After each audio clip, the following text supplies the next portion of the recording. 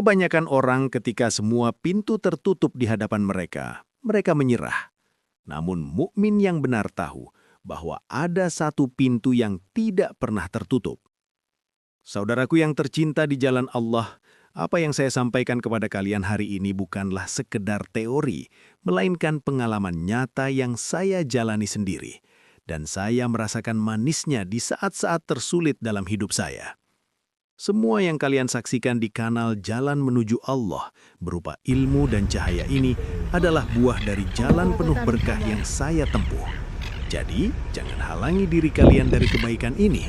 Tekan tombol subscribe sekarang agar kalian mendapatkan harta karun jalan ini.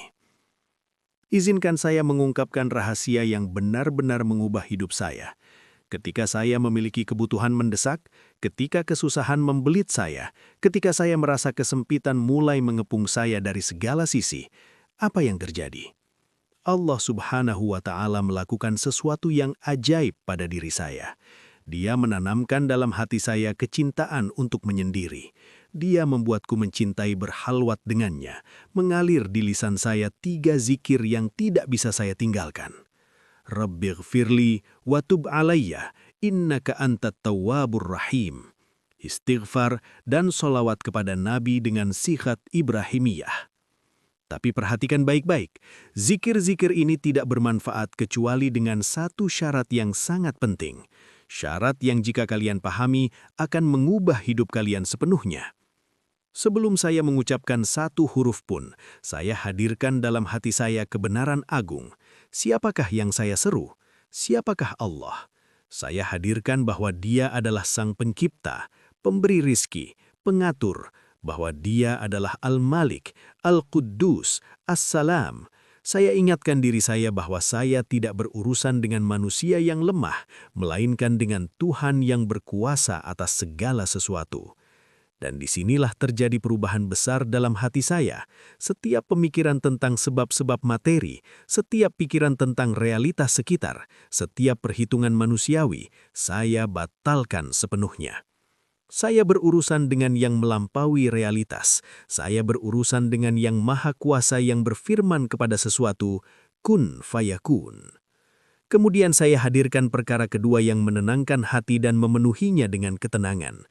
Kedekatannya subhanah, dekat rahmatnya, dekat kasih sayangnya, dekat perlindungan dan kecukupannya.